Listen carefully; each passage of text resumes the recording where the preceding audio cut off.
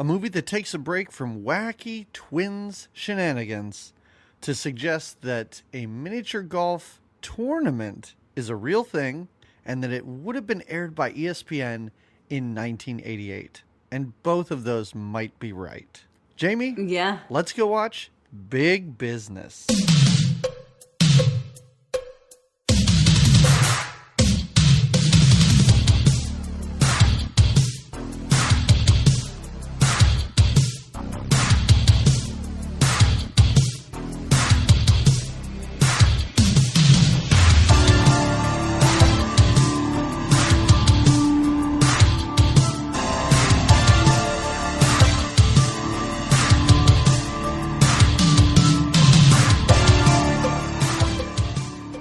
Everybody, and welcome to another episode of Good Times, Great Movies. Here we are as we meet every 2 weeks to talk about a movie from the 1980s, and it's a good time.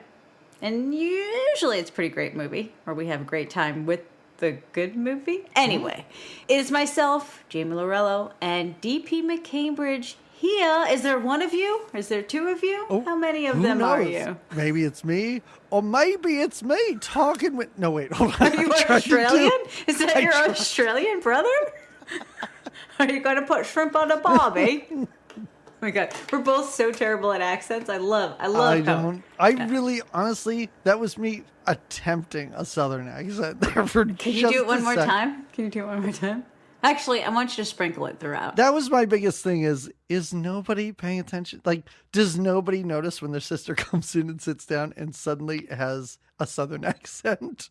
Like, the accents, it was like people are accent blind in this movie. Like, Fred Ward, yeah. was, I don't know, engaged to someone, and he could not pick out the fact that she no longer had that accent. Well, maybe he thought she was in New York, so she was trying to, sound a little more, yeah. Mm-hmm. I thought both the actresses did a good job of being, the one, Rose, is very, sharp and very, Oh, I have a question. You do. Already. Which one's Rose? So there's Rose and Sadie, right? Yeah. Sadie is the Bette Midler. Okay. And Rose is got it. Yes, because I like Lily Tomlin. Just had a huge conversation about how I spent time at a hotel with her. Right. I didn't really pick up a huge difference between her two characters. No. Her two characters were kind of the same person.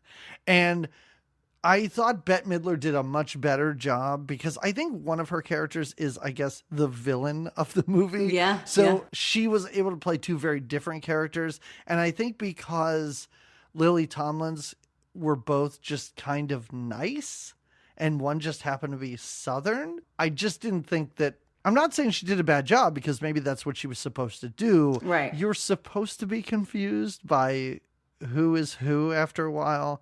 I was never really sure which one of her we were dealing with. I could half see that. I thought that her Southern, I felt like her, we're just jumping right in. I thought her Southern Rose was a little more like I said, just a little harder, the New York Rose was like petting dogs and flowy shirts and scarves and very much more ditzy. Even when we first meet her, she's always losing the shoulder pads and her dresses. And the always Southern Rose is a little more. When she walked up to that woman and crouched down and picked up her dog, I was like, no, lady, you do not do that with someone, with a stranger's dog. Sit on the ground and is like, this is great. I'm just going to grab your dog and mush my face snuggled, into it. Snuggled it up, right up, scooped it, snuggled it. Yeah, very brave little Lily Tomlin there. I will say, Fred Ward, kind of the unsung amazing person in this movie. I did not think he was going to be anything but a background character. And I think from the moment he showed up in New York, I was like, this guy's the star of this movie. I want to see his New York adventures. And we get him. I like it. He is really leaning into this country fried Southern whatever it is. And he's so good Yeah. in this movie. He's great in this movie, I'm going to say. What about the actor that played the Italian guy? He was fine as an Italian guy. I don't know what kind of hot take you want me to have on that guy. I just was pushing it out there, putting it out. All right. Don't worry, there may be Italian accents. Don't worry, everybody. I'm so excited to hear him. I'm so Italian excited. accents, Southern accents, and there's no New York accents in this. I No, don't that know what that would be. no, they don't really give you over New York accent. No, we never hear any of the cab drivers talk. No, Because that no. would be a New York accent. But this is big business. In case you didn't Yeah. know, in case the Lily Tomlin, Bette Midler. Now, here's my question to you, Jamie. You might have more knowledge on this. Because vaguely in my mind, was this a time where they tried to make Bette Midler and Lily Tomlin like the Walter Matthau, Jack Lemmon? Like, did they do multiple movies together? Or No. am I just imagining that this was No, a thing? no, I think you're imagining Oh, really? this was a This thing. is it? Yeah, they do have a nice chemistry together. Yeah. Yeah, I don't That's think why. so though. Maybe it's because there were two of them in this movie that in my child brain, I was like, well, I guess they They made must at have least made two a little movies. career out of this. No, I right. don't. I don't Oh, I think thought they so. did. Okay. All right. This is research I could have easily done, but I thought I would just ask you, the expert on big business. I guess. Right. Well, because it is, in case anyone doesn't know, it's my birthday pick. So for my birthday, I chose this movie because as a kid, I really enjoyed watching it. It was a favorite one of mine. So Okay. yeah. So do you? I'm always I had fun curious with it. about. We talked about what my birthday pick would possibly be, and then sometimes we just choose things that I do it more than you have never seen but have heard. Yeah. It's crazy and dumb and funny and all that.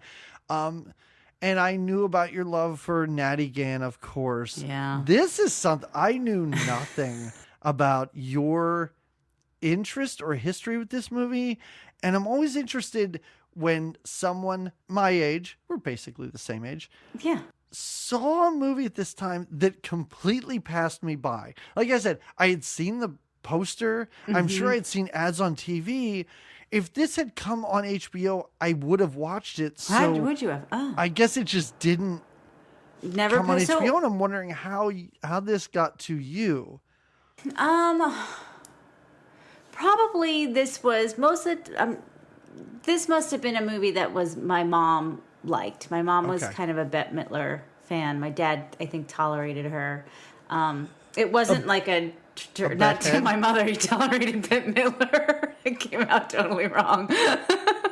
But so maybe she was the one that was like, let's watch Big Business together. There was a couple of other Bette Midler movies that I remember watching with her. Beaches, obviously. I feel like there was another one, the one with her and not Shelley Duvall, is it? Where they're, I can't think of it, but it's an '80s movie. And then I They're have hanging another on a cliff. Yeah. Hanging on the side of it. Oh, yeah. I don't know what that is, but again, VHS cover that I've seen many times. Many times, right? But then I just liked this movie. I'd seen it a couple of Okay. times. My sister and I think it was the sister thing. I was into those twinsy movies. Like I liked, what is it, Parent Trap or whatever, where they, switch. And I like Bette Midler. I like Lily Tomlin. I like the women, like not power, but it is interesting watching it now and seeing now that we've done all these different 80s movies and you see all the different dynamics of women in the workplace in the 80s and what that looked like. And this is refreshing sort of to see these powerful women in the workplace, even. I will say this movie does a handful of things that I thought were really interesting and that I kind of didn't expect. One thing is those gay guys who I did not know were gay for like the first hour. That was a of this reveal for movie. me watching it this Like, time. Yeah. That's not played for an easy laugh. You know No. what I mean? Like, you could have easily played that off as just, can you imagine two men dating or having sex? Like, but they don't do that. No, they're Like, very these are just- subtle, very Yes, natural. Yeah. It's the Yeah. most subtle, like, gay relationship ever. And I was like, when was this movie made? 88? I could not believe that they just didn't lean into that for cheap laughs. And I really appreciate it. Not that there aren't laughs. Like when they see Fred Ward without his shirt, they're just like standing there staring at him. I thought that was pretty great. And when he's like, oh, you guys are going to share a bed together? You don't have to do that for me. One of you can take the couch. And the one guy kind of seems into it. Like, The but they little one, really yeah. don't. Like, it's not cheap laughs. And I thought that was really surprising. Yeah. So, Yeah. very cool. Should we All talk right, about it? let's Should we just get into this let's movie? get into it. Let's talk big business, right? This movie that I'd never seen. Like, I don't know. Sometimes this is strangely enough, like, I know why I had never seen A Smoky Mountain Christmas. That would not have been on my radar at all. But just the fact that I had never seen this was kind of surprising when I started to watch it. There was a part of me, and I know I told you last episode I had never seen it. Yeah. But even when I hit play, there was a part of me going, Maybe I'll recognize this Yeah. at some point. Nope. Did not you a had moment. you seen Twins? Isn't Twins the one with Danny DeVito and Oh, yeah. Yeah. Now did it give you a vibe of like, oh, the female twins or Not really. because Bette Midler's more attractive than Danny DeVito. Well, and I guess that would make Lily Tomlin very brawny. Yes. Lily Tomlin is the Arnold of this couple. That's exactly what I was thinking. No, you really Oh can't my God, compare. Twins. We have to do Twins. Oh, at we some will. point. We will. I'm sure of it. My favorite part of Twins is so early on when Arnold goes to visit Danny DeVito in jail and they have the little like phones and everything on the other side of the glass. Oh, yeah, And yeah. Arnold says, I'm your twin. And Danny DeVito's line of, yeah, when I sat down, I thought I was looking into a mirror is great. All And right, his okay. delivery, so So DeVito. let's get into this because this movie is from 1988, but we don't start in 1988. Sometime in the 50s, I'm going to say. Yeah, I that don't know. feels I don't right. know how That old feels Bette right. Midler is. We see a wealthy couple Yeah. driving through the wilderness. Countryside. Do you It's not the even know wilderness. where- It's like country. You make it sound like they're like Rambo. They're Hey, did you expect all that Rambo product placement in this movie? I pretty didn't. great with Seth Green, right? That shitty little kid Seth Green. When that kid popped out, I was like, look at this Seth Green wannabe. It I looked was him up, I the was Seth like, oh, Green. All yeah. right, okay. They needed a redhead. Bette Midler's got Yeah. red hair. So does Seth. Yeah. Sorry, I see trees, I think wilderness. So they're Okay. going through the countryside, the countryside of West Virginia. Right. And I'm confused. Do you even know where they're going, what they're doing? Is Like she- he's talking about a beach house or a summer I know house or he something. mentioned something. He's taking her on some sort of pregnancy vacation. She says, "Did you hear her say she's 40 months pregnant?" 40 months pregnant, and they decide to go on vacation. And he's like, "Well, your beach house will be." And I'm like, "What? You're in West? what beach you are you just finding said in you're West Virginia?" Where are you traveling from? Where West Virginia gets you a lot closer to the beach, because I assume they're going from New York City. Yeah. If this is a family business, Yeah. so we're already all over the place. But she goes into labor. Yeah. And I kind of thought we were going to have a car birth. Oh, you were thinking that the Yeah. limo driver was going to help with delivery? Yeah. I like when for the some limo driver reason- turns around and he says something like, "That baby's coming now. Let's get it For going." some reason, my stupid brain doesn't understand what the movie poster shows, which is twins. And I was like, oh, a car birth, not switched at a hospital. Right. So they stop off at this, I thought he was a gas station attendant. He's just working on his own car. Oh, yeah. Let's just call him a hillbilly. I think that's fair. We can. Yeah. Okay. At first in my notes, I kept writing rich Bette Midler and poor Bette Midler. And after a while, I was like, that sounds bad. I'll just call them city and country. That's Bette what Midler. that's how I define it. City Rose and Country Rose. Yes, Yeah. exactly. Like city mouse and country mouse. So they asked this guy like where the hospital is, and the guy's like, well, the closest hospital is 40 miles unless you count the one that's 3 miles Yeah. away. But when they get there, the one that's 3 miles away is like for members only. It's, It really is. It's like they don't have a Y membership, Yeah. so they can't use the facility. So, and it seems like that, like there's one doctor, there's one cross-eyed nurse, there is juice and cookies, so there's that, or piss and cookies. Also, it's disgusting because it should be milk and cookies, right? Not apple juice and cookies. Apple juice that looks a lot like the urine A sample that lot she like collects. piss, because we see some guy and he's like, I took the tiniest piss you've ever seen in your life. Where do I put this? And of course, the nurse like serves it to patients with cookies. So yeah, it's a little backwards here. It does kind of look like a doctor's office, not a hospital. Yeah, it's not big. And they will not serve this guy. This guy comes in with his wife, and even the doctor's like, listen, I don't know. My hands are tied. Yeah. Yeah, we only serve people. I don't know if it's people from the community or people that work at this factory or something. Yeah, I think they're factory workers. Yeah. Okay. So this guy's like, oh, does the owner of the factory live over there? Because I'll be right back. So in order to have these children, this guy has purchased the factory. Yes. Yes. And in the meantime, the hillbilly family that we saw, who already Given has so many directions. kids, Yeah, they did. They already had like 4 kids at the house. right, they're coming in to have their child. Yeah. And now both. Go ahead. Already a whirlwind. Oh yeah, we're right at it. Now both the moms or both the women go through labor. Now it's the 50s, so the dads are not they're in the waiting room, just waiting. And the city, we'll call her the city mom, the rich mom, is definitely like this is and I like it. The country mom's just kind of doing like, no, I'm a little uncomfortable. Oh, there we go. It's a push. She's even like, is that a new lamp? Yeah. Is that lamp's new since last time, right, Doc? He's like, yeah, it totally is. One more push if we could just do this. But now unexpected was the twins. So the doctor delivers one, he delivers another, or he delivers both of the women once, and then both we realize are. And that's a lot of action for this tiny hospital.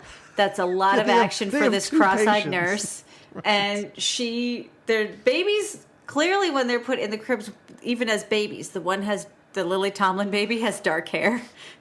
And the Bette Midler baby has light hair, but no one's going to note that, and babies are sent on the way. Now, when talking about names, right, the poor dad over here. What is this bullshit? Like, well, I mean, he's named, the poor dad's already named, or the hillbilly dad's named 6 kids already. He's probably run out of names. Yes. I do like, just very quickly, when the doctor comes out and he tells them, like, you both have twins and they're both girls. I love how this rich old man is like, oh my God, that's the greatest. And the hillbilly behind was like, ah, shit. I thought that was really, really great. Those 2 reactions. The rich guy, he's very jazzed about this. And he's got not the perfect names. He wants to name them after his aunts or something like that. Whatever. And their names are, because I forget the other one. I know Rose. Sadie. Rose and Sadie. Sadie and Rose. Yeah. Okay, yes. And the hillbilly just happens to be like walking by the room at the time, is like, those names sound great. My wife is going to be very impressed with this. And she is. She's like, those are lovely. Yeah, those are really good. Yeah, because she's probably like, you have not helped me name any of our children. And suddenly, you got 2 of them are named after you, because we couldn't. That was the best we could do. But yeah, have I ever told you? I mean, there's a chance that my children were born in a hillbilly hospital. Did I ever tell you like how TV and movies like warped my brain about having children, and how and maybe it's just the hospital I was at, how I went in and I was all ready to wear like a mask and a something. Like the scrub up, I'm just standing there in a sweatshirt with nothing. Like, there's nothing. They don't make you wear any protective gear at all as the father. You're right there. And they're just like, nothing? I don't know, whatever, you're fine. Maybe you looked super clean. Are you very sanitized as a human being when you approach a hospital? Don't know how they could tell. I mean, I didn't set off any alarms when I walked in. If they have like a dirt detector. I don't know. I've never been in that position before. I don't know. I thought they would make you That's what I thought. TV and movies show me that all the time. But I think real life does too, doesn't it? Are you just like we're all 3 times? It's not like the first time they just like forgot or it was a lax rule, or maybe they right? changed their policies. Yeah. No. Well, were you in there? I mean, I know you were in there, but were you up in there with the delivery, or were you just like standing back in the room, like keep it going? I was in the corner facing the other direction. That's what I'm wondering. Like, how involved were you? I'm right there. I mean, I'm not delivering the baby. I'm like, the doctor and I could have easily high-fived. Did you? 3 girls. No, I thought that was taking the sanitization Oh, I guess that's a little too far if I'm high-fiving his gloved hand. Or her. Well, I don't remember who delivered our children. Well, it's really the birth that matters. Anyway, I don't know. I always find that surprising. And I've told that to people before, and never once did somebody go, oh, yeah, that was the same for me. Or I had to wear a mask. Like, so I don't know if it's rare or the rule. I don't know. I have no opinion on it. I don't know either. Right. I can't add to it or take away. Oh, another thing our listeners can help us with. Let me know. If you had children, did I just go to a gross hospital? Maybe. Is it knowledge that you want to know? Maybe listeners should tell me and I could tell you at my discretion. Oh, okay. Yeah. You'll be like, you know what? I didn't hear from anyone. Nobody knows. Nobody said anything. Yeah. So you must be in the clear. You must have clean on an unrelated note, you probably shouldn't go to that hospital anymore. By the way, that's not a hospital that you took your wife to. Right. To have the babies delivered. So here's what happens as you refer to her, that cross-eyed nurse. She's being pulled in so many directions at once that she can't remember where this baby is. Which baby goes where? And they're in the bassinets right next to each other. So she misplaces. It's not like a room full of babies as far as the eye could see. It's literally There's just a the 4 of them. red-haired baby and a brunette baby. And so she puts the brunette baby with the red-haired baby and then vice versa. So they are immediately switched at birth. There it happens. And that does happen. In rural hospitals, it does happen. This isn't based on a true story, but I'm just saying. I'm sure it happens. Who knows how frequently it happens, but I'm sure it happened way more in the 50s than now. Yeah, right? Although they did once in the hospital, they gave, I forget if it was me or Carla, you know how they give you those little bracelets with your names on them? Yeah. They gave her somebody else's name. Oh, what? Are you sure you're at real hospital? You know what? I'm putting the pieces together now as we talk. Something is shady about where you go to have your babies. I'm just saying. Yeah. Something doesn't sniff out right. How about the fact that this hillbilly guy comes in with, I'm going to say something carved out of wood that slightly resembles a duck. The duck carving. And when he's like, what do you want to name it? He's like, it's just a duck. It's just a duck. Name the she picks that thing up and is like, this is your best one. I'm like, oh, God, really? That's his best one? That's so shameful. All right, so now, hey, guess what? Let's flash forward to 1988, present day. Here we are. Where 2 of these sisters, twins, it's going to get so confusing, work at a company called Moramax. Yep, Moramax. It's really just like, what's a word that means a lot? Yeah, excessive. That's and then the most. We meet Bette Midler's character, City Sadie, and she is the Moramax image. She's got a huge hat. She's all this like insane bossy boss woman. She comes off the elevator aggressive. Yes, and everybody at work is like, she's here. Oh, no. Yeah, Sadie's here. Yeah. Which seems like an odd thing. You assume she comes in every day to work. But maybe they just really cherish their hour. Maybe sometimes it turns into an hour and a half where they're not being yelled at. Before she's in the office, So they really just let each other know. Mm-hmm. So rich Bette Midler is very mean to all of her appointments, all of her employees. Yeah, she's not nice. one of which is the head vampire from The Lost Boys. Oh, yeah. He seems to be like not second in command, because I guess Lily Tomlin is second in command, but he's important. He and the blonde guy who we find out they're lovers later, they seem to be like just a rung below them. Yeah, they're pretty up there in the company, but these two girls own the company. It must have belonged to their dad before. But Yes. yeah, these guys Mr. are... Moramax. Yeah. Rich Lily Tomlin shows up, but she's very different than rich Bette Midler. Bette Midler seems to have been, I'm going to say, born for this job and lifestyle. Well, again, a lot like the mother. We met the mother, who was a little more, we'll say snobbish, a little more city-ish, a little more uppity. Exactly. And Yes. so Bette definitely resembles, City Rose resembles her. And Lily Tomlin's more of Sadie. like, she's into animals. She rescued a dog outside. Yeah, she comes to work with a dog she found but interestingly enough, she names the dog Duke, and later we find out that Country Rose's dog is also named Duke. Yes. She does think that she murdered this dog in the elevator for a moment. Oh, which is yeah, great, when it 'cause goes she up gets the the elevator. scarf caught in the elevator. Yes. But she's also like a klutz, and she's very apologetic. She's clearly not as mean. No, when everyone is Yeah. all the employees kind of almost feel bad for her when she comes in, like, Yes. oh, Rose, hi, you're a hot mess all the time, and she kind of Wouldn't you is. just be so happy for Rose? Wouldn't you be like, Rose, I'm so glad you're here and own maybe half of this company? Yeah. Or whatever. I talked about some things that this movie does well, and Yeah. we'll get into those. Here's one thing that this movie does not do well, and I don't know, I might be alone here. What they put these women in, meaning attire, for this movie is terrible. Oh, I thought it's fun. Oh, I hate the fact that because I think it limits their physical comedy.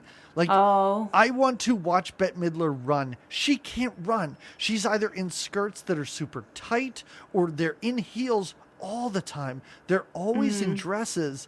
And the best they do is when they're in the bathroom freaking out. And I think that's great.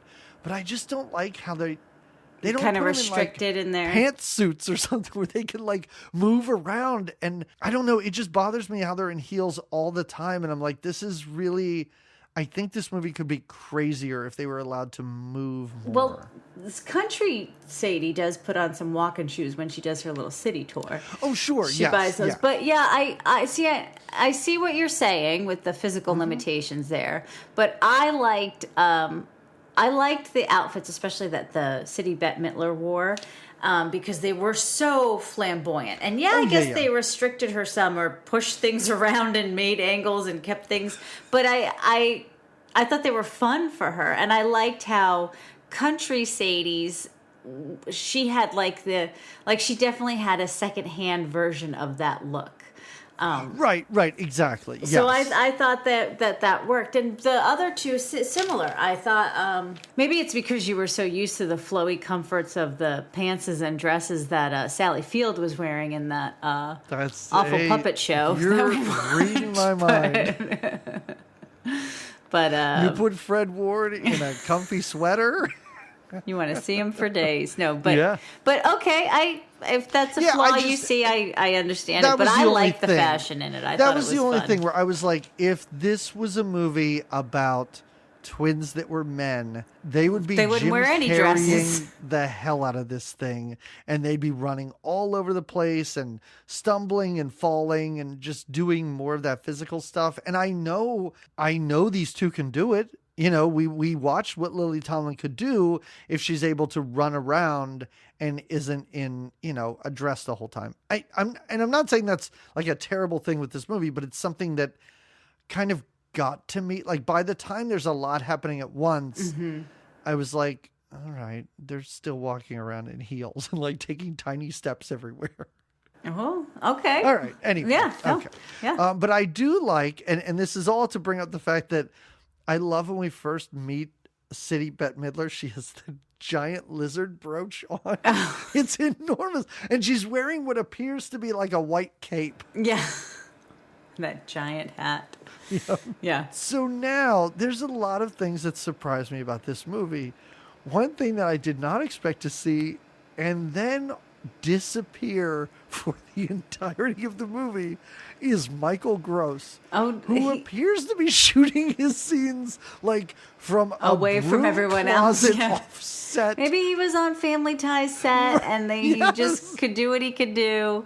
It really does look like he was on Family Ties set, and they were like, "Can you come over to the St. Elsewhere set? We just want to shoot you talking on the phone in what appears to be a hospital." Well, because he plays. So I like too how this movie, because they're older women, right? And they're both, well, at some point, Rich Bette Midler must have had. She has a son, Seth Green or whatever. But they kind of talk about menopause because Rose goes in Sadie's office and that she's late for a meeting. She seems like she's always late. Again, we said she's flighty. And she's having just all these meltdown-y issues. And she says, like, it's my hormones and I'm just, I think they even make a joke, like, are you pausy or many or something like that. Michael Gross, right? That's his name? Yeah. Mm-hmm. Is Lily Tomlin's boyfriend. That they allegedly broke up. And this is interesting when, like you were saying, how they don't know the difference between accents. Well, Bette Midler answers the phone, and it's him, and he talks to her like it's Lily Tomlin and says, like, oh, I don't want to commit to you because I can't imagine spending all my Christmases with your annoying sister. She's the worst. Yes, I don't know what the deal is with Michael Gross's scenes in this movie, and I don't know if it was a big joke that somebody decided to edit this stuff out of order or whatever, but if you notice later on, when he really decides, like, you know what? I think I'm totally into Lily Tomlin. It's because he watches Bette Midler sing a yodeling song to calypso music. And it's like, what does one thing have to do with the other? Well, because that's what makes him think the big thing that he can't commit to, I guess part of their big argument the night before, why Rose is so upset at work, is because he can't commit to her because he can't commit to her family. And the family, she's obviously very close to her sister. They're close sisters. They work and together. They're business they partners, live, right? Question mark somewhere. They do share hotel rooms, so there's that. But which isn't that's just sweet. But I just found that scene hilarious when he's like, "Wow, she can sing calypso music. I'm totally in love with her." I'm just gonna call her back and we're gonna make it up again. It's all good. It was so weird, and I just love the fact that I was like, "Oh, great, Michael Gross." And then when he showed up later, I thought to myself, "Oh yeah, he is in this movie." And then again, gone for a very long time until the very end. Mm-hmm. It really is. I would love to know how much he got paid to just show up for 3 scenes. That's what's happening with her personal life. We find out that City Bette Midler was married before. Mm-hmm. Some guy shows up looking like Don Johnson, kind of like he's got the jeans with the sport coat and the sleeves are pushed up above his elbows. And she has a shitty kid, Seth Green, who's running around shooting a toy gun. And the dad, I love how the dad's upset that his kid has a wad of cash that she gave him because she gives him $100 for every C. Yeah, even Jamie, for do the you know how rich I would have been as a kid if my parents gave me $100 for every C I got? For your C's, dude. Yes. Yeah. Now, this is upsetting to the dad. He doesn't feel like it's a great way to raise the kid, and the kid's obviously a brat, and the mom doesn't care. She kind of pays him off for his love. So that's her issue, I guess you could say, is, she's this powerful woman, but she's raising a brat, and...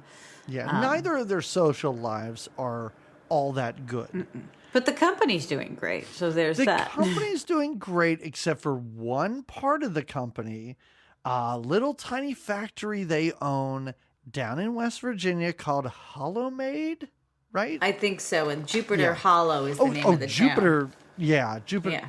Is Jupiter Hollow? Okay, well, yeah, I guess Hollow Made. Yeah, Jupiter Hollow. That sounds like the greatest place to live. Later on, when Fred Ward is... When he's waxing poetic about it, like it's what God woke up and thought. And the vampire from the Lost Boys is like... That sounds like the greatest place ever. It's so awesome. But they want to offload this company for plot reasons. And so what they're going to do is they're going to sell this company. I think it's important to sort of explain the basic plot here. They're going to sell this company to some Italian businessman. And then this Italian businessman, this is revealed later, but we can talk about it now, is going to shut it down. His plan is to shut it down and to strip mine the town. Yeah. So that's it. So they have these shareholders and everybody is on board with them getting rid of this company.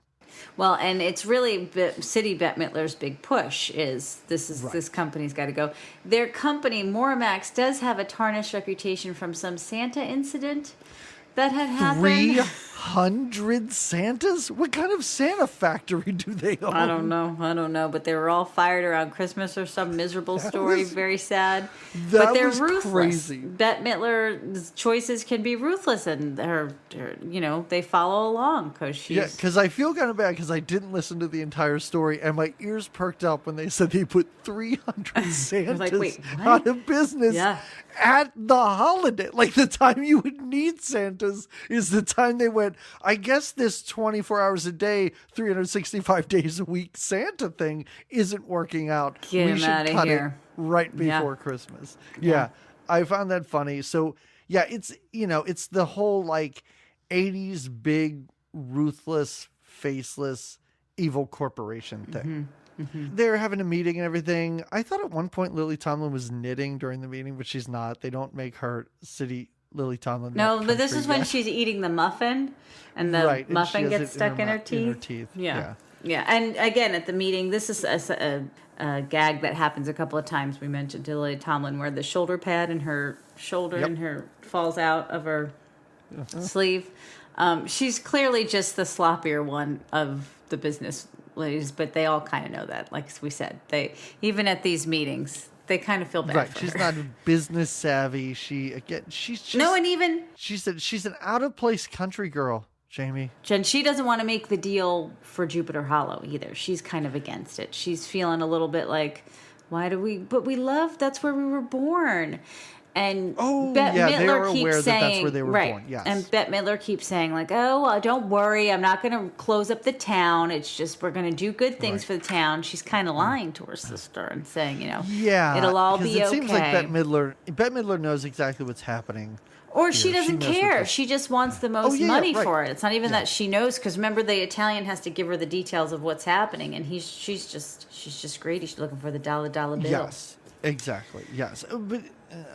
I mean, she knows what's going on. I like it later when he's like, do you think we do this business in yen? And she's like, are you laundering money? He's like, you know it, baby. She's like, I am so turned on right now. So now let's head down south. Oh, yeah. Let's head to West Virginia. And, I think, so down south, Lily Tomlin's really the one in charge. Yes. She's getting the whole town amped up like, right. Hey, I heard some rumors that they might sell our factory. Someone, perhaps me, is going to go up there and we're going to kick some New York ass. It's going to be awesome.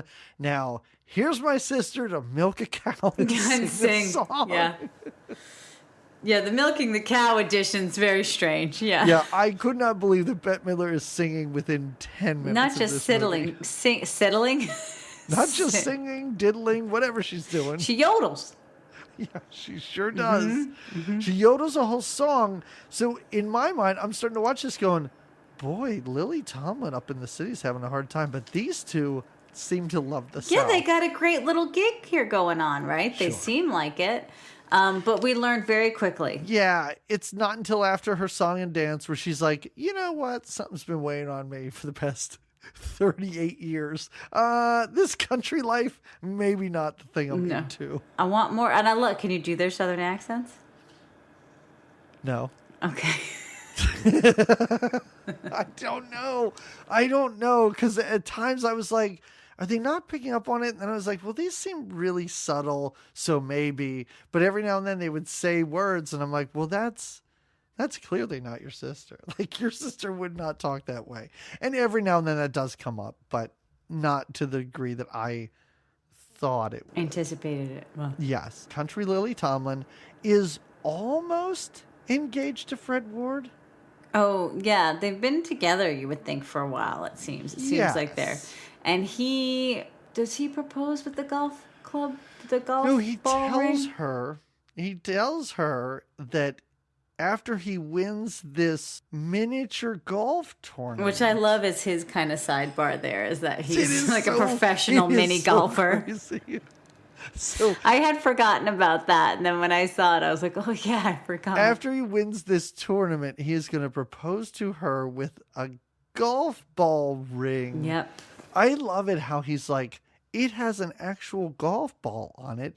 They were able to miniaturize it through, I assume he thinks like a Honey, We Shrunk the Kids. Like a Honey, I Shrunk the laser, Kids yeah. shrink ray. But he's like, and maybe, you know what, maybe I can take that out at some point and replace it with a diamond.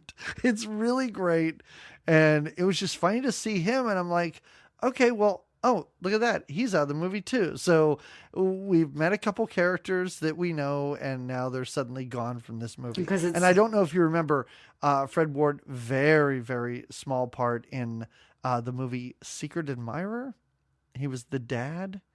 Okay, if you don't remember the movie Secret Admirer, it's the one where Lori Loughlin and John Travolta's wife. Kelly Preston? Yes. Mm-hmm. And I think Thomas C. Howell is really into Kelly Preston. Oh, and yeah. the letters get switched. And, yeah. So anyway, so he's the dad. He's the dad of one of them. And then he gets together with, I think, Thomas Howell's mom at the end of that. But anyway, whatever. That was a long time ago. And I don't know. A movie that gets lost in... But I love that like you wanted to some refresh kind it. of Wonderful and stuff. Like, if you told me Some Kind of Wonderful and Secret Admirer were the same movie, I'd be like, yeah, probably. Yeah, probably. Yeah, I agree. Yeah, I've seen them both. Yeah. Yes.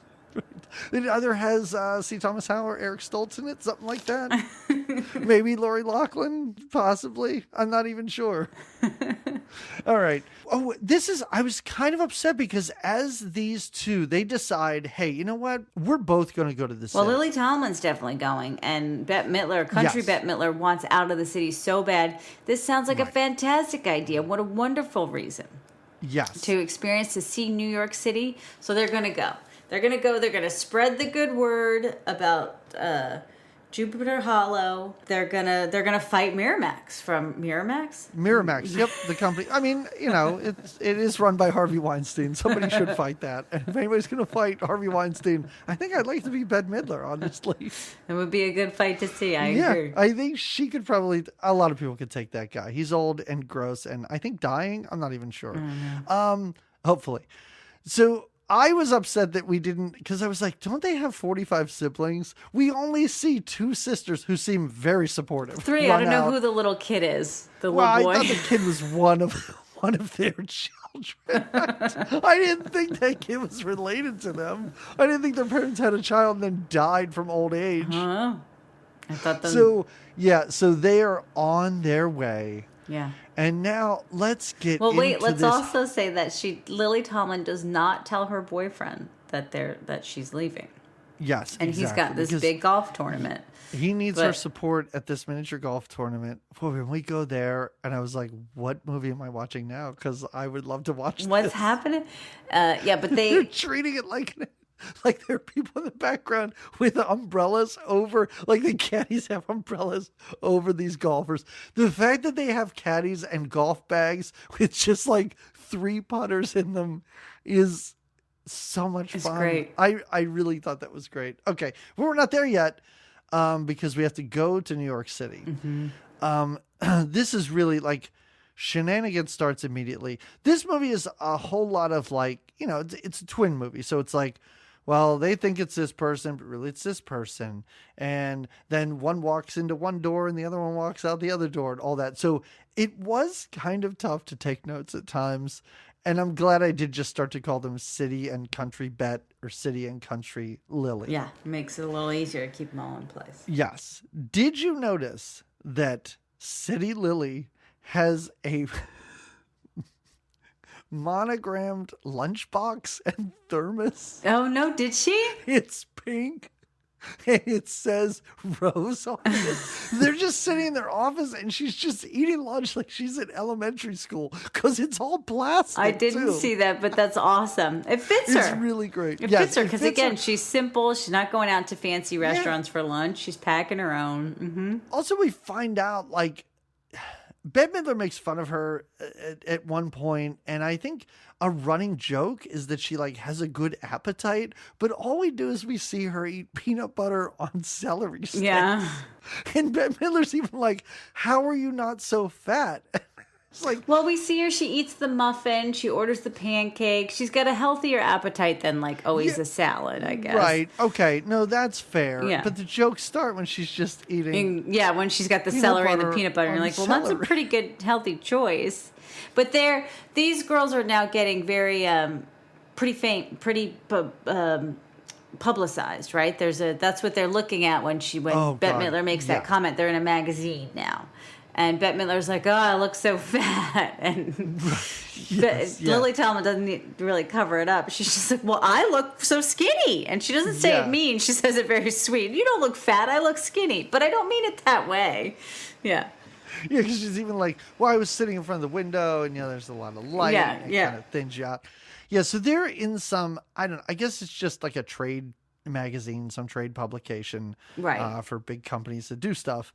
And so they get wind that some people are coming up from Jupiter Hollow that they need to try and intercept. Mm-hmm. And this Italian businessman's coming in and they need to get him from the airport. Mm-hmm. So the two rich ladies are going to the airport. This Italian guy is coming into the airport, and I love how we get to see the Italian guy look at the magazine, so he clearly knows. Yeah, so he knows what they look like, right? Although they don't know what this Italian guy looks like, or even his name. It's not like they show up with a big thing with his name on it. They're like, let's run around this airport and ask anyone we gotta find in an the Italian suit. Well, and at one point, that's what City Lily Tomlin does. She starts talking Italian to somebody, and the guy's like, speak English. When they're all done, they're like, I don't see how we missed him. We stopped everyone in an Armani Anyone suit. that looked like a greaseball Italian. Not bad. Not a bad idea. Not Ladies, terrible. if that's Although your it is plan, JFK. It's a pretty busy airport. Exactly, yes. If that's your plan from the jump, bad plan. If you had to make that up on the fly, it's not the worst way to approach this, I guess. I mean, But the reason they can't find him is because he finds the two country ladies. Yes. He finds them and scoops them up. Now, this is fun. Now, before we say this, they do know, before the city girls go off to the airport, they do know that somebody from Jupiter Hollow is coming down. Right, yes. They don't know. They assume it's a gentleman and maybe his sister. Right. Oh, yeah. Two men. Yeah, or a man and his sister, something like that. Yeah, so they're on the lookout for them, but again, they're not assuming they're ladies. Anyway, you're right. The Italian man comes and sort of scoops up and calls them by name, Sadie, Rose. And it's very funny because Sadie, the Bette Midler character, is like, oh my God, wow, he's going to take us and he's got a limousine. I'm going in the limousine. And the Lily Tomlin character is very suspicious. Is like, oh yeah, you know our names? Why do you know? That snake thing that she does when she when she shakes her jewelry around to make a rattlesnake sound. Mm-hmm. Yes, it's pretty great. But he scoops them up, and then even the limo driver, who has literally known these girls since they were born. They're getting in a limo that they think is this Italian guy's, but it is their sister's limo. Right.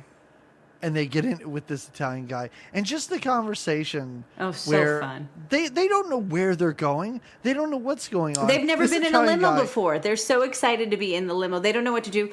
The Italian guy or the driver says, do you want the air on? And these sisters are just looking like, do you have air conditioning in the car? I don't think they know what air conditioning is. The phone rings and they don't know what to do. Bette Midler tries to put her hand up to the vent and Lily Tomlin slaps it down. And this Italian guy's just sitting there trying to read his Italian newspaper and mind his own business. Well, he's thinking these two are very peculiar because they are. They're acting. Yes. Even the driver is kind of like, what are these two getting into? He has to answer the phone for them because they will not answer the phone in the car. So he has to pick it up and hand it to one of them. Mm-hmm. I really like this part because I don't remember who answers the phone. It's probably Lily Tomlin because she more has her shit together.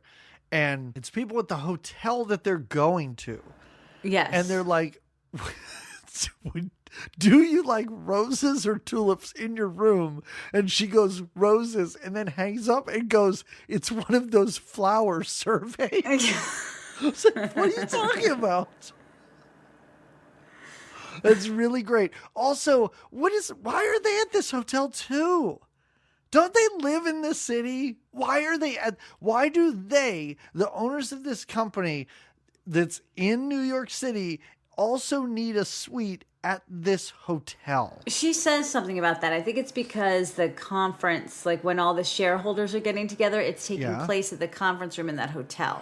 So it's one of those things where like, let's just be there so they can walk downstairs. And they want to be able to schmooze the Italian guy. And so it's just easier. Let's just handle the business at the hotel. I mean, they've got this great suite. So these country sisters who have now been scooped up by an Italian man and are in a limousine, and especially in Bette Midler country's eyes, is like living their best city life. They show up now at the Plaza at this amazing New York City hotel, and again, they're suspicious in that the Lily Tomlin's character keeps saying like, well, it's because this company's trying to smooze us. They want to bribe us. They want to convince us.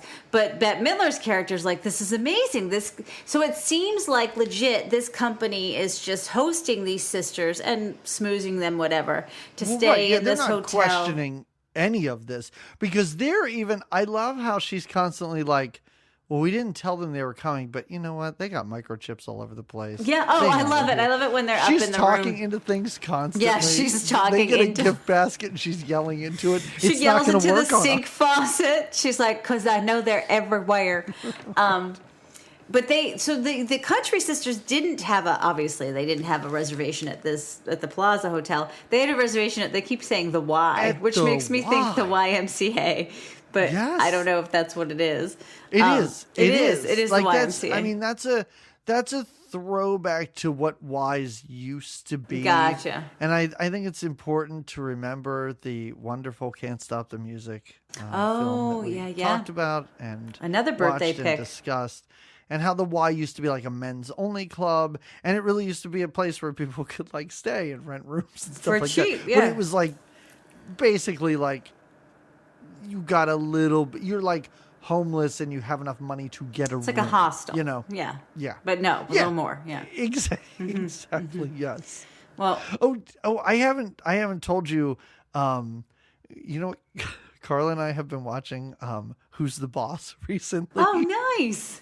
Just for fun. It's on, I don't know what it's on, some streaming service. And we've just been watching it since the very beginning. And there was one episode where Tony's friend, and he's just this schlub of a guy. Mm-hmm. And Carla's like, boy, that guy looks so familiar. And I was like, Carla, he was the record producer in Can't Stop the Music. She's like, what are you talking about? Why do you know these things? That's not a real movie. I told her because she's like, she'd never seen it? No, of course not. No rational human being had. Because she was like, oh, that's a movie that you and Jamie did. And I'm like, yeah. And she wanted to know what it was about. And I was like, well, it's kind of a documentary, sort of, about the Village People. I got about a sentence into that, and she's like, you could stop talking. You could forget. I'm done listening to this. I don't want to know. I don't blame her. Yeah, so anyway. Yeah, so they get to this hotel. Let's not go to the hotel quite yet, because I loved it because then the city bet and Lily, they saw their limo drive away with the Italian guy. They leave. They see the Italian guy getting into their limo. They're like, wait, there he is. Wait, but why is the limo driver driving off with him? And now they need a ride. So they get a cab. And in the cab, Lily Tomlin's looking in her purse, and she's like, I don't even have enough cash to pay this guy. Bette Midler's like, well, don't tell him that. But of course, honest Lil or honest Rose, she does. And they are literally dropped off in the middle of a very unsavory area of the city. And they're dropped off in front of a line of shirtless buff dudes, but because none of them are white, we know this is a bad neighborhood. It's so weird. And then they just start running. Yeah, she tells her, let's just start running. Yeah. So they get to this hotel, the country girls, like you said, and they're shown around by the hotel manager, who I guarantee you was beaten out for so many roles by Kyle MacLachlan. This guy wanted to be Kyle MacLachlan, but just couldn't do it. So he takes them up to their room. They're so nice. They're so appreciative. They're so friendly about this. Like, they can't believe that they're, here and everything. But then he goes downstairs. There's two people in this hotel that are important. There's the hotel manager. Yeah. And then there's the front desk guy. While the two country girls are in this suite, the hotel, like the guy at the desk has to tell the city girls that, well, they don't have that room anymore because someone else is in there, but they have an identical room right next door. How perfect is that? Which is fun because we get a couple of times, besides, like you had mentioned, because there's twins, there's moments when one's leaving the elevator and then the other one's going up, or they're in the hallway and they just miss each other. And there's a lot of, it's a upper, top floor room at the hotel. So you get a lot of views from the top where they're looking out the window and you see one Tomlin and then the other Tomlin, or one sister and the other. So, because they're neighbors. Yeah. I was a little bit bummed out for a very long time in this movie, where I was like, is the only time they're going to use split screen in this movie when we're seeing the exterior of this hotel and them in the windows? But man, do they go crazy at the end of this movie. And it works. Just doubles and split screen and just like crazy rear projection. Like, there is so much happening late in this movie where I was like, finally, they're really making this pay off. Because I really thought it was just going to be a bunch of like misunderstandings, and then maybe at the end it's like split screen. But there's so much interaction at the end of this that I was really excited about. So let's go to this mini golf event that ESPN is covering. Then we cut to that. And this kind of is what ESPN was in the late 80s, like before they made deals with major sports. They had to fill their programming for 24 hours. So this 100% is something that ESPN would have found. They showed so much bowling and women's volleyball that for them to cover a mini golf championship event is not out of the realm of possibilities of 1988 ESPN. Well, I love how serious they take it. I love how serious he, and so he's at his tournament. Yep. And he sees his girlfriend's sister. And he looks and he says, but where's she? Right. And she shouts to him, well, I really thought she should have told you this on her own, but she's in New York. So he just drops his golf club. He is going straight to New York. He's going to find his woman. How is she leaving without him on this very important time? And obviously, and he's not like, and when he first adorable. It's very sweet because he doesn't come at her like, no, he doesn't come at her hot. He comes at her like, you left and I wanted to see you kind of thing. Not, it's where not were like you? I was having my tournament and you're gone. It's not like you're coming home with me. It really is like a strange, like, you're here, I'm here to support you in your, overthrow of this organization or something. It's really, really nice because I really thought, for a minute, I was like, oh, no. Now he's going to go and, like, abduct the wrong Lily Tomlin or something. Right, and be angry about it all. Yes, but he's not. But that's not who he is. Like, he's so nice. It is very strange that, like, everybody in this movie is kind of super nice except for City Bette Midler, and that's totally fine. But everybody else in this movie seems like someone that you'd be like, yeah, I could spend time with this person and be okay. Nice person, yeah. There isn't really a villain. And even the villain, I guess, is City Bette Midler and maybe the Italian guy. But in the end, when they get together, you're just kind of like, all right, I hope they're happy. They're cute, yeah.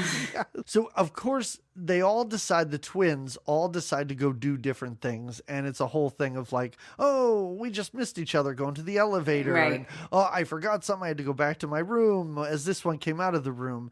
I love when the country Bette Midler goes down to talk to the guy at the hotel desk there. And I forget what she says to him, but after she talks to him, because she's so sweet and she's so nice, this hotel desk clerk looks at us just like, I still fucking got it, man. Yeah. Like, this woman. Well, she is just so nice. And she kind of just says to him like, have you ever been in my room before? It has the nicest view from the nice. top. And You he's should like, come and see it. no. And she's like, you should see it. I bet it's beautiful at night. And he takes that, like you said, as a full like pass. And like, That because is later an on, invitation. I definitely didn't remember this as a kid or didn't pick up on it. Later on, he's in the gift shop buying condoms. And I know as a kid, I had no idea what I didn't know. Of course. Yeah. That is funny how the Italian guy is buying condoms and then he comes in to also buy condoms. Uh-huh.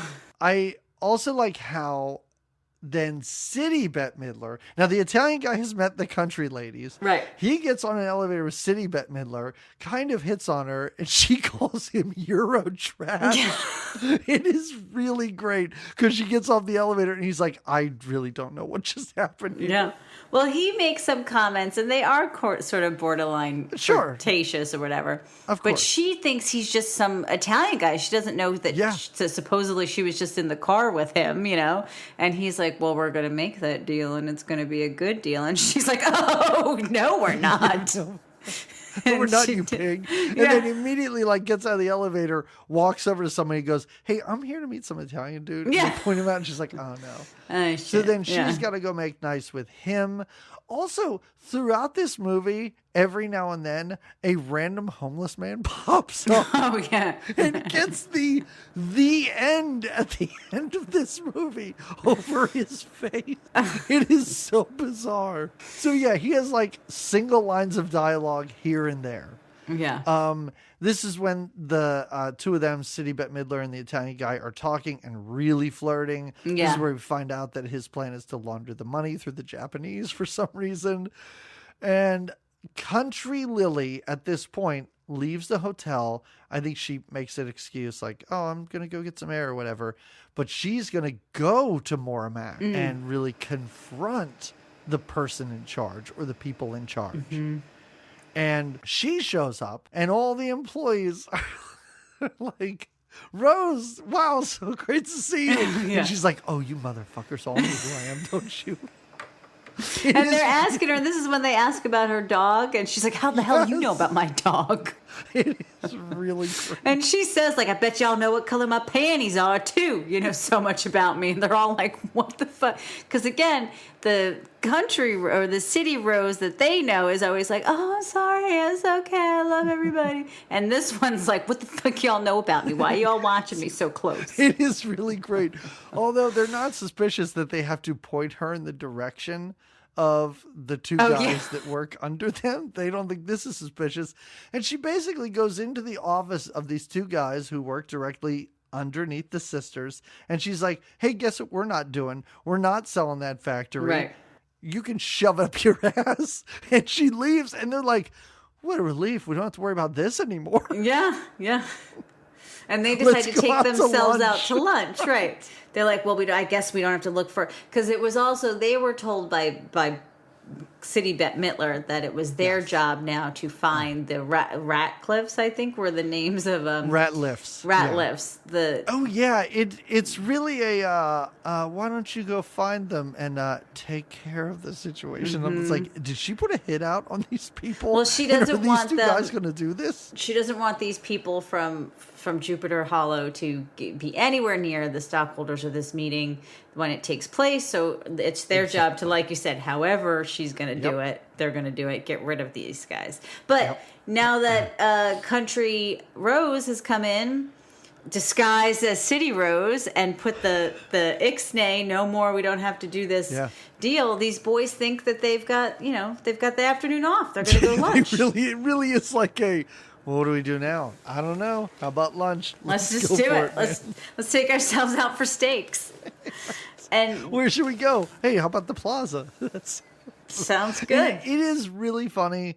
Also, at this point, I was very confused because then Lily Tomlin, for some reason, disguises herself as a maid and is putting out like propaganda against. Well, this she's on it. Like, this is where I'm like, when you said before that there's no difference between the two, yeah, there is. This one's got some chutzpah. I know, but I was like, which For just a second, I was like, which one is this? Why is somebody dressed as a maid? It took me a long time to understand what she was doing. And I was like, is this the city one just disguising herself as a maid to get away from her horrible sister? No, it's the country one. And she, like you said, she's spreading this propaganda about what a terrible company Mormax is. Yes. And she's putting it in all the rooms and putting it in brochures in their lobby area.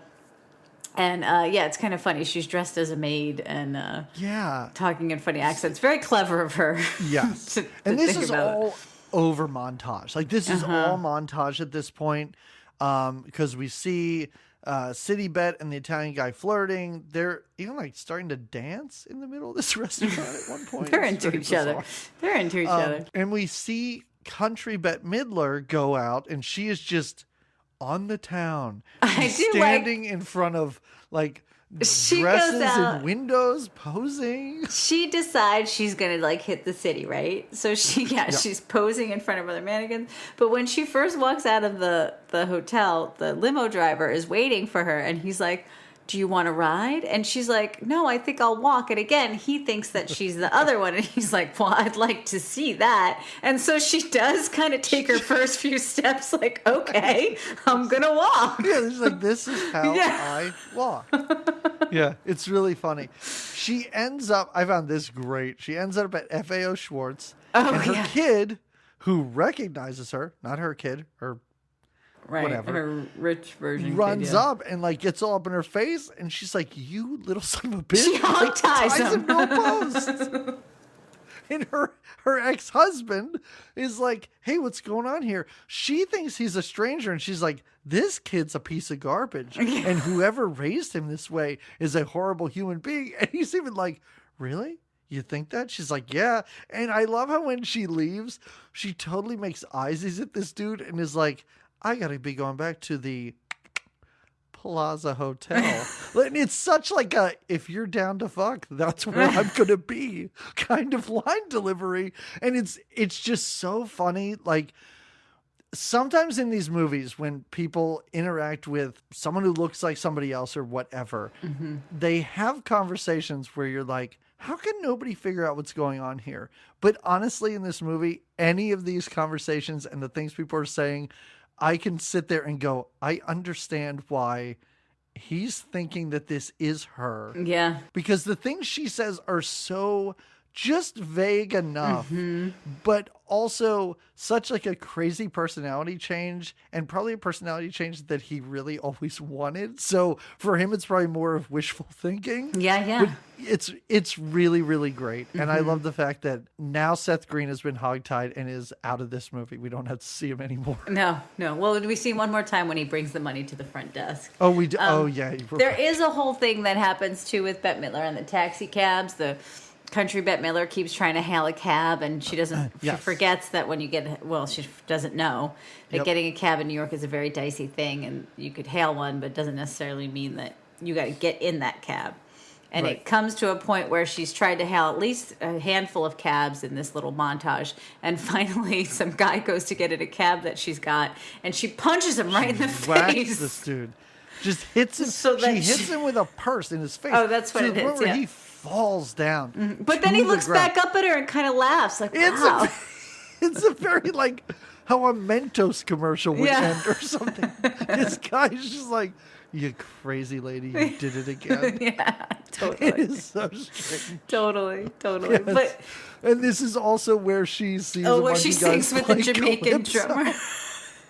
And she starts yodeling. Just starts yodeling. And these guys playing the drums are like, this is the greatest thing we've ever heard in our lives. And Michael Gross drops his hot dog while he watches. Yeah. Michael Gross shot from a telephoto lens. I can only assume he was, I don't know, visiting relatives somewhere having a hot dog, and someone got this footage of him and decided to splice it into this movie.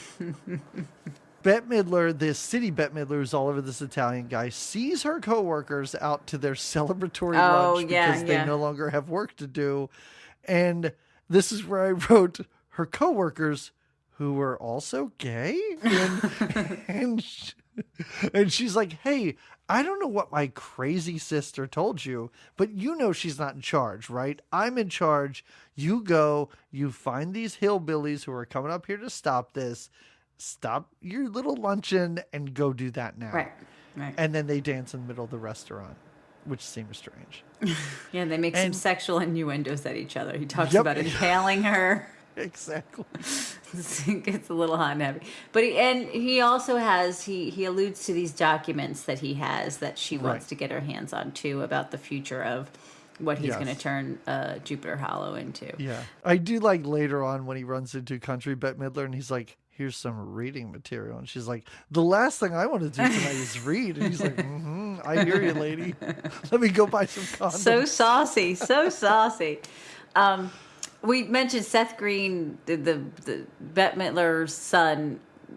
The money that he gets for his good grades, the father makes him return Let's it. say mediocre grades. Yeah, for his Let's C's.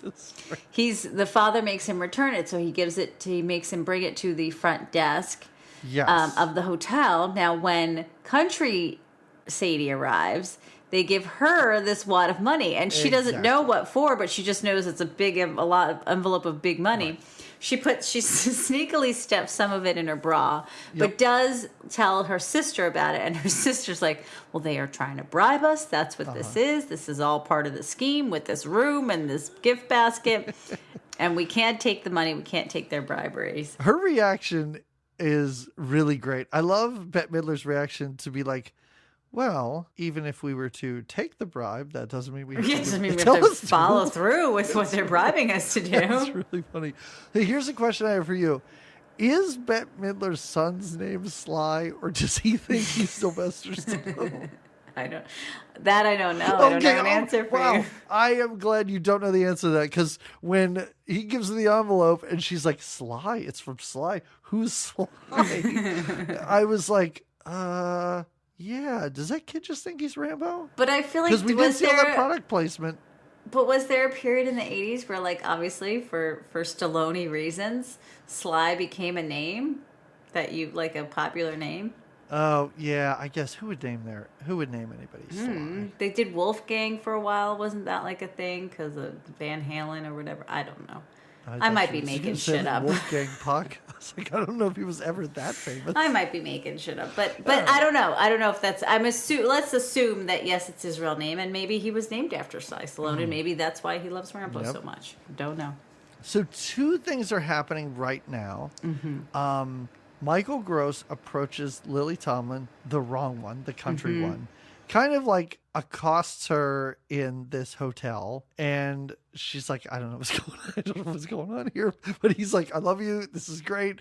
And also Fred Ward arrives in New York City, and he gets a much nicer welcome or reaction, because that Lily Tomlin is a little nicer. That Lily Tomlin is a lot nicer, but it is funny because he's talking to her, and he's like, oh man, I'm so glad I'm here. I'm so glad I met you. And because she's even like, oh my God, he must have seen me in that magazine. He's from Jupiter Hollow. He must have come up here. It's such a shame, because she talks to the guys that she works with, and are like, this dude, I don't know who he is. Maybe you two could throw him out or something. But these guys are like, wait a second. He's probably the guy that came up from Jupiter Hollow that we have to schmooze. So you're going to help us schmooze him. Yes, you're going to help us. He seems to be really smitten by you. Let's all go get sushi in another part of this hotel. This is kind of fun. The sushi dinner is kind of fun. The sushi dinner is great because it's a lot of like country bumpkin, like, oh, I don't think this fish is cooked, blah, blah, blah. Well, his first thing he says, it's funny, they take him for sushi because he says, man, I could go for a tuna fish sandwich. Right, tuna fish sandwich, right. Yes. So we did say, so when he arrives in the city, he walks around, he gets accosted by prostitutes. He's, it's a lot for him, but he stumbles upon the plaza. How does he stumble upon the plaza? Oh, because he goes to the he goes to the Y, and they tell him, no, they didn't check in here because they checked it over there. That's right. Yeah. But yeah, at the dinner, he starts to kind of wax poetic a bit about Jupiter Hollow and what a beautiful place it is. And he is convincing her and these two guys that they all need to go there. By the end of him talking about sitting on his porch, Well, and it your is bones very go sweet. limp. Yeah. Oh no, it's the rocking chair is the greatest thing Yep. about being out there. The porch, because he says, I'm in the city not even a full day, and I already miss it. I miss my Yep. rocking chair. I miss all you got. The busiest thing is the stars in the sky. Yep. I Yes. mean, it's just, and he says something like, when God watches a sunrise in the most perfect place, he's Exactly. watching it in Sleepy Hollow Yeah. or whatever, So Jupiter Hollow. I don't want to get too far ahead, but I talked about some things this movie did well, and the costuming I wasn't a big fan of. Here's where this movie commits its greatest crime. The greatest crime this movie commits is at the end of this movie, we don't get on-screen text or a flash forward to 5 years later or something. I need something that says like, these two guys moved to Jupiter Hollow and opened a B&B or something. Aww. You know what I mean? Like, Yeah. like nothing. Like everybody at the end of this seems it's all worked out for everyone. Everyone seems happy. But at the end, I'm like, wait, I don't know who stayed in New York. I don't know who went back to Jupiter Hollow. You want a little I don't know wrap-up. who's with who. Michael Gross has a wonderful, I guess, practice. I think he's a doctor or just a hot dog enthusiast. I'm not sure.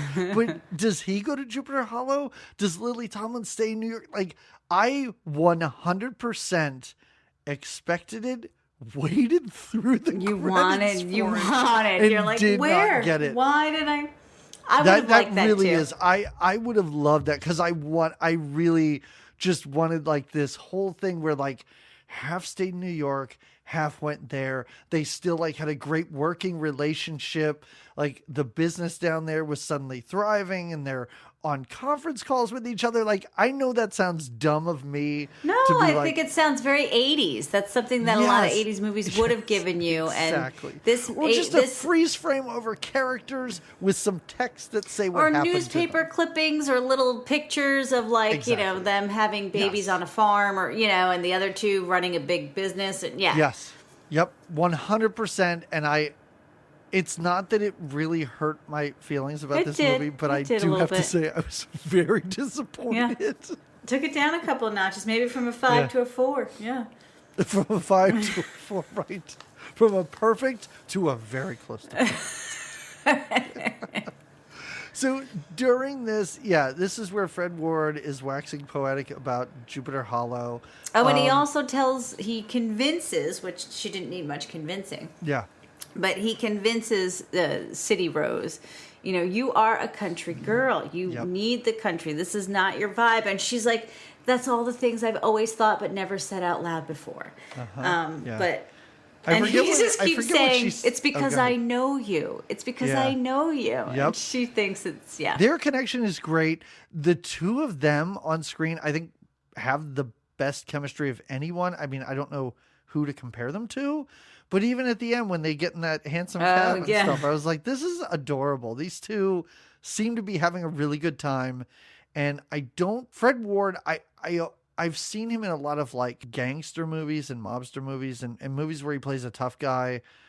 Just watching him be funny, I think was really great because was I don't fun. see it a whole lot. Yeah.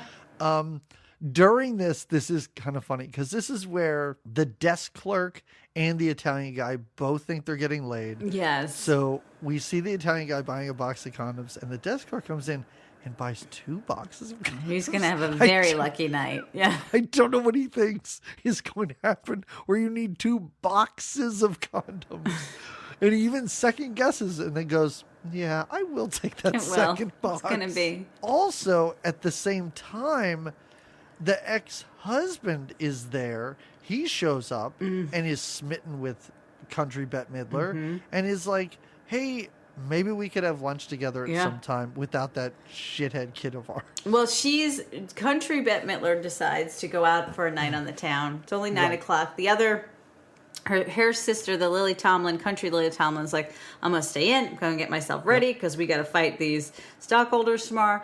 And country Bette Midler's like, well, it's only 9 o'clock. I'm going to see what there is to do. And she's cute. She gets dressed up for her, but it's like puts little flowers in her hair. So when her ex-husband, the city Bette Midler's ex-husband, sees her, she's like, "Oh my God, you look so almost innocent. You look so sweet." And she's like, "Well, thank you." So yeah, he makes a move on her, invites her to lunch, and she's just like, again, floating on cloud nine. She's like, "Gosh, the gentlemen here are so friendly." Like they all just, the front desk guy's gonna come and see the sun or the moon tonight, and this guy's taking me to lunch. It's a good vibe. It's really great. So there's a lot happening here. The country sisters, right before this, they get a hold of the document that says that the plant is going to be sold. Oh, right. And that it's then going to be, the town's all going to be strip mined and everything like that. Fred Ward and Lily Tomlin are having their thing. He's kissing on her and she's into it. He gives her that golf ball ring and she thinks it's the bee's She knees. does. She keeps staring at it. These guys that work at this company are like, "Hey, Fred Ward, you can stay in our room with us. It's great. It's big enough. We got the room." So while he's showering, they're rifling through his pockets and they realize this isn't the guy they thought it was. No. This is just some hunky dude that they stumbled upon. And this is where there's the joke about like, "You guys are going to share a bed together? Just because I'm here, that's not fair. How about I share the bed with one of you and then another one can sleep on the couch?" But they don't go for that, even though I think they both kind of would want to make a Fred Ward sandwich. Little threesome out of it. Little threesome. This is very random, but I just have it in my notes. And it's worth a mention. So we mentioned when Lily Tomlin got the wedding or the golf ball ring. Golf ball ring, and was admiring it. Did you see the night shirt she was wearing? She had on a Tina Turner shirt. Oh, yeah. I didn't notice it then. I noticed it later when she was sitting in bed. Yeah. And that's when I was like, wait, is this the city or the country? Like, I did not know which one was which. And again, her character was confusing. Yeah. So the very next day, this is where everything comes to a head. Because this has really been a lot of... Just misses, yeah. Just missing each other, everything. And the whole time I was like, when are they going to, like... When are they all going to When's it going to... Right. Where's our tipping point here? And I thought this was very funny how Fred Ward wakes up in the morning and they have... I don't know, whatever it is, breakfast, and there's Danishes, and I think he's eating a croissant with, like, jelly on it or something like that, and these two guys come out of the bedroom, and they're like, "Well, we're never going to find these people from Juniper Hollow or whatever," and Fred Ward goes, "Oh, you want to... I know where they are if you want to meet them. Just let me finish my Pop-Tarts, and then I'll take it to them." I thought that was really great. So, now they're aware that these two people are in this hotel. Right. And now they're going to go find them. But first we have a whole breakfast ordeal, let's say, with these sisters. I think this is to sort of... Because, again, this is when the sisters actually rotate through each other, which they haven't. Exactly. They've rotated through boyfriends and the business and the whole bit. Yeah. But now they rotate through each other. Kind of barely noticing, except at both times when the Barely. When they're talking to each other, let me see. I think I wrote it down. I should have. They have breakfast. It's funny because both have similar tastes, like the country and the city. Lily both like pancakes or whatever. Exactly. But when the switch happens, one of them talks about having a meeting, and and we're also gonna see the thing right. I don't know. They both say something with a country accent, and the city one that's with them is like a meeting, like makes fun of the accent. So the accent is sort of highlighted, if you will, on both ends by both sisters. But there's still not enough difference noted. I do like this was another funny thing where Bette Midler, country Bette Midler, really wants to buy this fancy dress that's for sale with at the hotel. money that she stole from the bride. So she spills, purposefully spills some syrup on herself so that she can go and have to replace her outfit. And when she comes back as So now, when Country Bette Midler leaves, City Bette Midler arrives. So confusing. I know. Country Lily Tomlin is there, and Country Lily Tomlin is like, "What the hell are you wearing? You look terrible. You look like a prison guard. What's happening? That is not a good choice for a second outfit." So it makes Bette Midler City rethink her whole outfit, and now both the Bette Midlers go and buy the exact same outfit. Yes. Barely miss each other in the store. Right. They're wearing the same thing. And I think it's important to note, they don't make a big deal about this because it's not a big deal. But both Lily Tomlins are wearing something that is very similar. Well, one's also. wearing... It's a pink... flowy. It's a pink dress. Both of them are wearing... But they are slightly different. They're not exactly the same. And they're not quite as flashy as what Bette Midler is wearing. So the whole thing comes down to, did not expect this to take place in a bathroom. Oh, yeah. But that's where the big reveal happens. Because two of them go into the bathroom. They both walk into their stalls. And then the other two... Now I think they're switched, or are they back to being the pairs that they are? No, they're not the original pairs. They go into the bathroom as the odd pairs. As so separate a country pairs. and a city Okay. and a country and a city together. And this is important to note. Big, huge bathroom.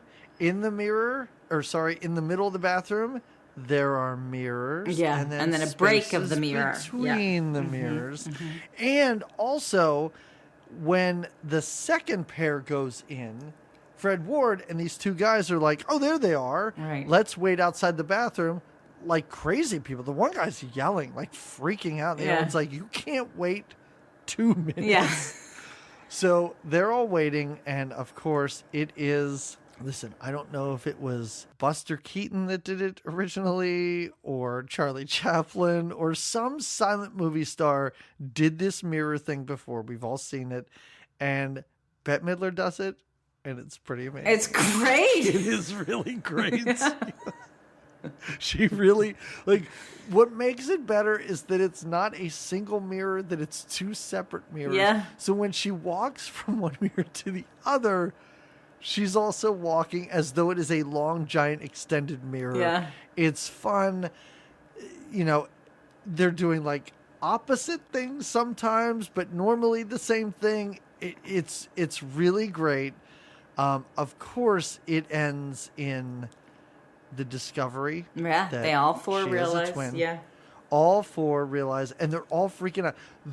I don't know what kind of miming school Lily Tomlin went to for this, but the facial expressions and just the ooh-hee, ooh-hee, ooh-hee. I don't know what she's doing kind of in the background, but it's crazy. But miming school. It really is. She's just making the craziest facial expressions Well, and that's what you can think of. your comment earlier about the lack of physical therapy, the lack of physical comedy. Yes. I think they cover their share of being funny expressively. They really do. I mean, this is... I don't know if it's the best part of the movie, but this was such a pretty great. payoff. Yeah, it's a pretty great. Because you have built this up to such a crazy extreme by this point in the movie where I'm like, this better pay off tenfold. And it totally does. They don't botch this reveal at all. It's really great.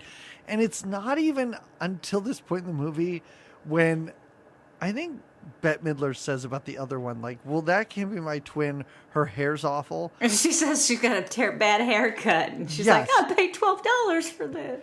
Not until this point in the movie did I suddenly realize they have the same haircut. Yeah. For some reason. I don't know why it never dawned on me. I'm like, yeah, they're the same people. But I'm like, what are the odds that they would have the same haircuts? But it's pretty amazing. It's great. And...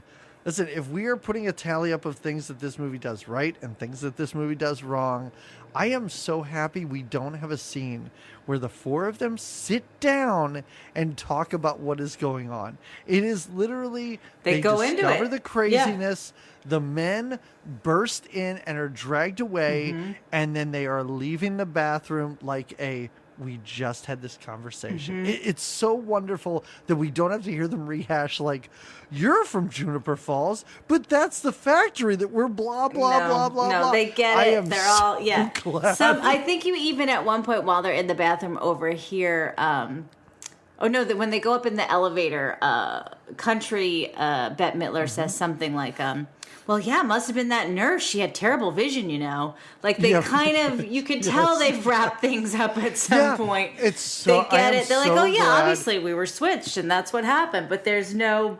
Yes, there is a scene and it's a famous scene for this, and it's what I was thinking of.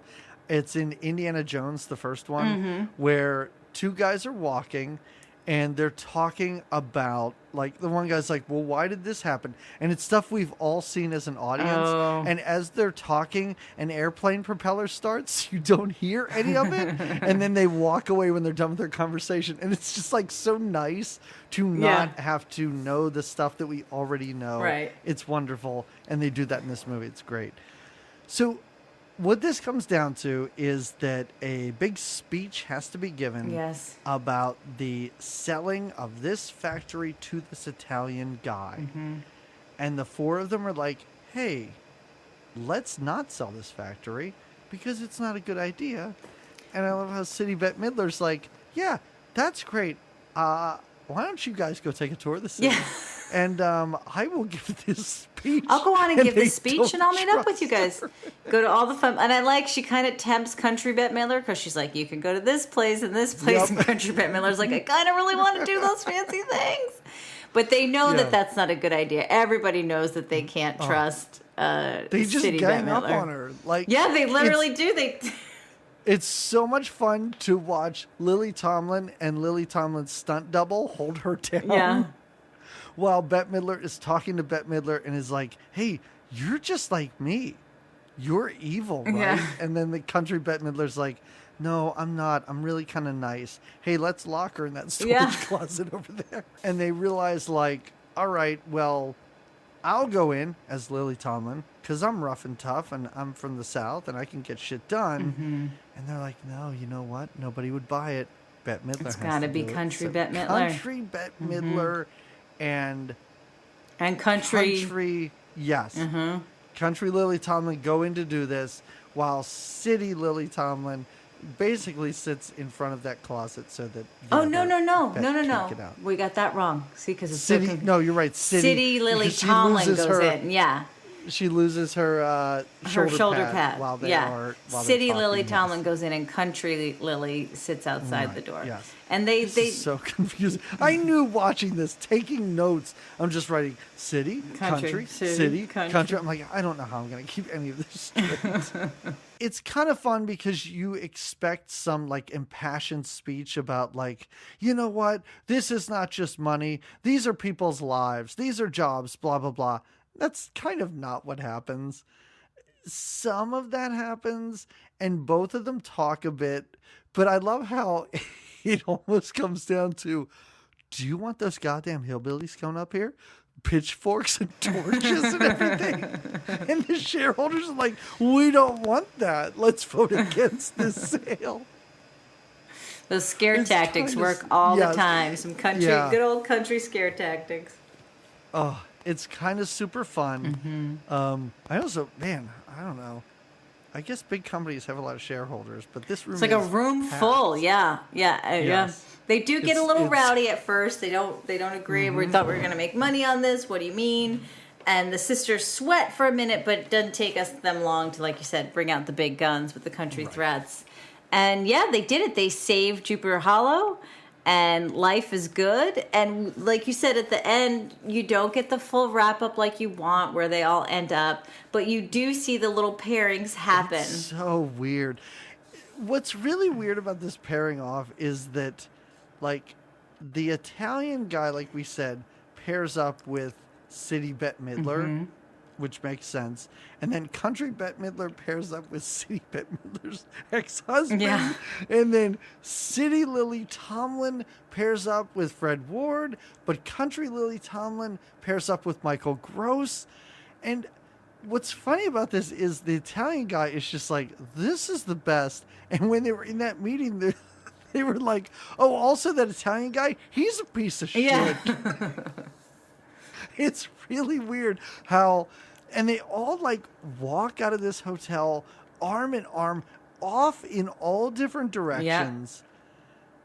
And Yeah. this movie ends with this bizarre homeless man who's had 3 lines of dialogue in this movie. But he stands there watching them all leave while his weird besuited doppelganger shows up next to him. Freeze frame, the end. We all have a Sadie somewhere. We all have a twin out there somewhere. And the credits start. Jamie, did you watch the credits? I didn't, because I wasn't looking for the wrap-up that you were. Yes. So I was waiting for the big wrap-up. I did see how they're credited twice in the credits. Did you see that? Good. Okay, great. Yeah, I thought that was fun. But also, like, I'm amazed that they just showed scenes that we saw before and not bloopers, man. This is the time to show bloopers in your movie. And I kept waiting I was like, oh, this has to be bloopers. Nope, just things we saw 5 minutes ago. You really held on for these I really did. I love it. I am a person who does not watch superhero Marvel movies and stuff. And I know at the end of credits, there are stingers or whatever. Oh, right. I don't know. I'm sorry. A movie ends, I turn it off. I don't watch credits. But for this, I really You were looking for more. You're like, I need to know more about these sisters. What happened? All right, at least show me all these funny women. What were their bloopers? And you didn't get them. Yeah. So those would be your big flaws, besides the fashion and them wearing dresses and heels too much. It would also be... Not the fashion. No. Listen, the fashion was fun.